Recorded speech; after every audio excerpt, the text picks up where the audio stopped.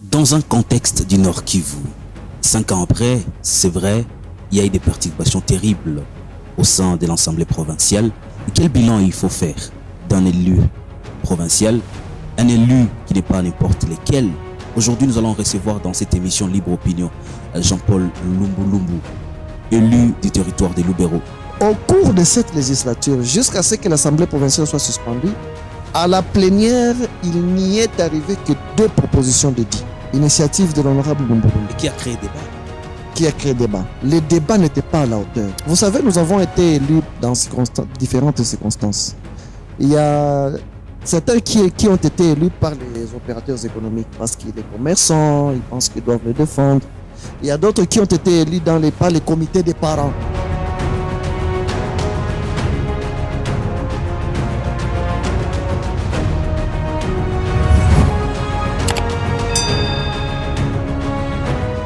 Jean-Paul Lumbu, bonjour, bienvenue. Bonjour et merci pour cette opportunité dans cette très très grande émission que j'apprécie beaucoup. Nous allons oser l'impossible. Pourquoi j'ai dit? Parce qu'il est difficile de parler de l'honorable Jean-Paul Lumbu. Difficile par rapport à tout ce qu'il a fait. L'unique député qui a continué à faire son travail de député malgré l'état de siège en province. Mais pour commencer cette émission, quel bilan faites-vous de votre mandat à l'Assemblée provinciale comme élu du territoire de Lubero? Ah oui, c'est la question la plus difficile qu'on peut me poser pour une émission qui a, je crois, 30 minutes seulement. Je dois signaler que je prépare déjà toute une conférence débat à Butembo demain de 3 heures pour parler de cette question-là. Donc, je ne saurais pas vous répondre en 30 minutes à une question à laquelle je vais répondre en 3 heures à Butembo, mais je vais être très succinct. Je note seulement que la population de la province du Nord Kivu m'a confié un mandat. Elle a agi à travers celle de Lubero, qui m'a élu avec plus de 24 000 voix à Lubero. J'étais le 2e meilleur élu du territoire de Lubero. Mais il faut noter aussi qu'à Goma, j'étais candidat député national, bien que non proclamé, mais j'ai été classé le 3e meilleur élu de la ville de Goma. Ce n'est pas à négliger. Et je sers la population du Nord Kivu à travers les voix obtenues et à Lubero et à Goma. Et moi, je compte 31 000 voix que je dois servir. Malgré les contextes, quel bilan? Le bilan, il est, à mon avis, je voudrais le soumettre à la population, qu'elle puisse apprécier. Mais ce bilan, pour l'évaluer, il faut partir de la mission. La mission d'un député, c'est quoi? La mission d'un député, on peut la classer à 3 niveaux. D'abord, c'est un représentant du peuple. Un représentant, c'est quelqu'un qui prend parole au nom du peuple. C'est quelqu'un qui a reçu mandat de parler. Donc, un député, c'est un parleur. On peut pas avoir un député qui ne parle pas. C'est pas normal. Un député doit parler parce que c'est ça la mission. La deuxième mission, un député, c'est un technicien. Il doit avoir l'intellect, les niveaux appropriés pour élaborer des lois. C'est un législateur. Et pour élaborer les lois, ce sont des réponses que les députés donnent à des problèmes communautaires, à des problèmes de la société qui ne sont pas réglementés. Il faut avoir un certain niveau élevé. C'est pour cette raison qu'il y a certaines conditions qu'on donne pour être retenu député. C'est un législateur. La 3e mission d'un député, il doit contrôler l'exécutif. Il est inspecteur. Il est contrôleur de l'exécutif. Parce que c'est l'exécutif qui exécute les lois et lui, il ne fait que contrôler. Alors, demander le bilan de l'honorable Lumbu, c'est lui demander de répondre à ces 3 questions. Qu'as-tu fait dans ces 3 fonctions-là? C'est en fait ça. Si déjà on peut commencer. Je crois que sur le plan de la représentation, en tant que représentant du peuple et porte-parole de la population du Nord qui vous le sait, la population de toute la République le sait. En tout cas, s'il faut dire qu'il y a 3 députés qui parlent sans avoir leur langue dans leur bouche, sans passer par les dos de la cuillère, s'il y en a 3, je crois que Lumbu devrait être le premier. La preuve, c'est que vous l'avez dit, même pendant l'état de siège, où il y a restriction de liberté d'expression, de certaines libertés, mais nous avons osé critiquer sévèrement l'état de siège, à nos risques et périls. Nous avons Nous avons raté la prison. Certains de nos collègues l'ont fait, mais nous avons raté la prison. Mais nous avons décidé de continuer à parler. S'il est vrai qu'à travers l'état de siège, on a suspendu l'Assemblée provinciale comme institution, l'Assemblée provinciale a été suspendue dans ses activités, n'est-ce pas? Elle n'est pas supprimée. Elle existe, mais ses activités sont suspendues. Mais le mandat du député Lumbu Lumbu n'a pas été suspendu. La bouche de l'honorable Lumbu Lumbu pour parler en faveur de la population n'a pas été fermée.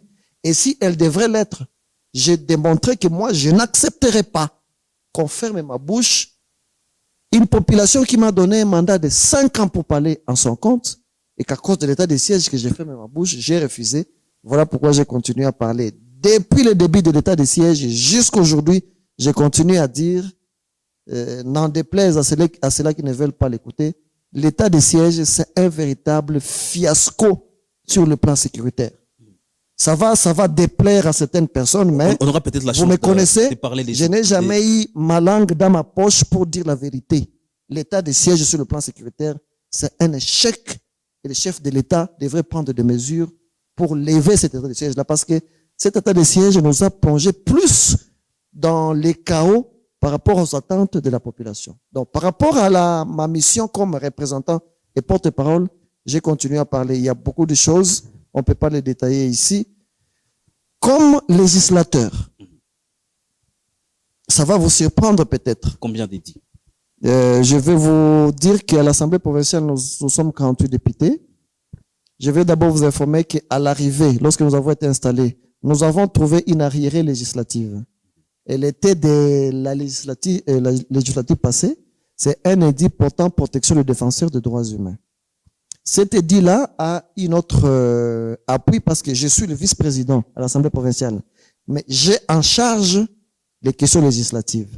Donc, à mon niveau, j'ai tout fait pour que cet édit, qui était une arriérée très importante pour les défenseurs des droits humains. Vous voyez, par exemple, les associations, la société civile, les défenseurs des droits humains, les Lucha, autres, Filimbi, je sais pas quoi. OK? Tous ces défenseurs-là des droits humains ont besoin d'une protection. Et moi, je suis l'un de ceux qui ont favorisé la création des mouvements citoyens. Je dois les reconnaître. Et je les défendrai un jour. Il fallait doter ces gens-là d'une loi qui les protège. C'est pourquoi j'ai encouragé que l'arriérée législative de l'édit portant protection des défenseurs des droits humains puisse être débattue à l'Assemblée, qu'il puisse être adopté et qu'il puisse être promulgué. Ce qui a été fait. Donc ça, l'Assemblée provinciale ou les députés provinciaux de cette législature, personne ne peut se taper de dire qu'il a été l'initiateur de cette proposition de dire là. Non, non, c'est une arriérée législative. Mais au cours de cette législature, jusqu'à ce que l'Assemblée provinciale soit suspendue, à la plénière, il n'y est arrivé que 2 propositions de dit. À l'Assemblée provinciale? Oui, 2 seulement dans cette législature. La première proposition, c'est la proposition de dit portant protection spéciale de la femme enceinte et des nouveau-nés. Initiative de l'honorable Lumbu Lumbu. Et qui a créé débat après? Qui a créé débat. La deuxième proposition, c'est la proposition de dit portant institution d'une bourse d'études, de perfectionnement et des recherches scientifiques en province du Nord Kivu. Ce sont les seuls 2 édits qui sont arrivés à la plénière. En fait, pour faire arriver un édit à la plénière, il y a 10 étapes. La première étape, c'est la problématique. Les étudiants qui sont en G3, ils appellent ça problématique.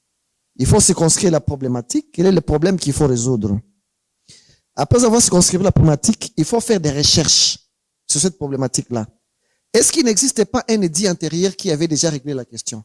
Est-ce qu'il n'existait pas une loi au niveau national qui a déjà réglé la question? Est-ce qu'il n'existait pas un arrêté du gouverneur ou bien un décret d'ordonnance du Premier ministre ou du Président de la République qui a déjà réglé la question? Il faut faire des recherches. Troisième étape, il faut procéder à l'élaboration. Rédiger. Écoutez, un édit, c'est une loi. Vous ne la rédigez pas, vous ne la rédigez pas comme vous rédigez un poème que vous adressez à votre fiancé. Il faut des experts. Il faut l'expertise. Quatrième étape, le dépôt à l'Assemblée provinciale. Cinquième étape, dès que la proposition arrive à l'Assemblée provinciale, nous avons au sein de l'Assemblée provinciale une cellule intelligente qu'on appelle le bureau d'études. Là, alors, on va examiner, on examine la question de la recevabilité. Est-ce que sur le plan de la forme et du fond, Ces textes ressemblent vraiment à un édit. Est-ce que ce monsieur n'avait pas un problème avec sa femme qui se sont battus la nuit? Et puis il a voulu réglementer ça. Alors cette colère-là, il la transmet, n'est-ce pas, sous forme d'un texte. Les bureaux d'études examinent ça.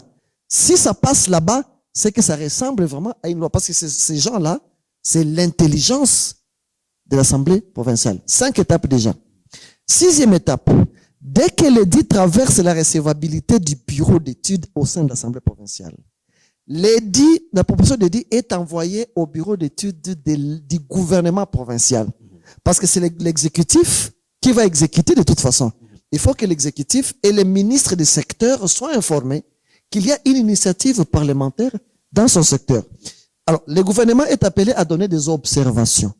Dès que le gouvernement donne des observations, l'édit rentre, c'est déjà la 6e étape. L'édit rentre à l'Assemblée provinciale. 7e étape, on convoque la conférence des présidents pour une analyse maintenant politique. Oui, l'édit peut avoir des aspects techniques, mais il faut que les politiques également examinent. Si la conférence des présidents adopte ces textes-là comme édit, qui vient déjà du gouvernement et qui est passé par son bureau d'études, l'édit fait l'objet de ce qu'on appelle la programmation pour la plénière. 8e étape. On programme l'édit pour la plénière. Alors, quand on programme l'édit pour la plénière, 9e étape, ça veut dire que l'initiateur de l'édit est appelé à venir défendre devant les 48 députés la forme, le fond, les motivations, l'avantage pour l'édit. 8e étape. Attends, je termine. 9e étape. Après la défense de l'initiateur à la plénière, l'édit peut être adopté directement à cette plénière-là et voté, mais généralement, l'édit est envoyé dans une commission technique pour toilettage. Ça permet aussi aux collègues, n'est-ce pas, d'apporter leurs amendements pour enrichir cette proposition-là d'édit. Mais dès que ça part à la commission, ça fait déjà la 10e étape. Ça devrait quitter la commission technique pour revenir maintenant à la plénière pour adoption des amendements. 10e étape. Et dès que c'est adopté définitivement à la plénière, eh bien, c'est envoyé au gouverneur pour promulgation. Alors donc, pour faire arriver une proposition d'édit à la plénière, papa, haïko muzaa.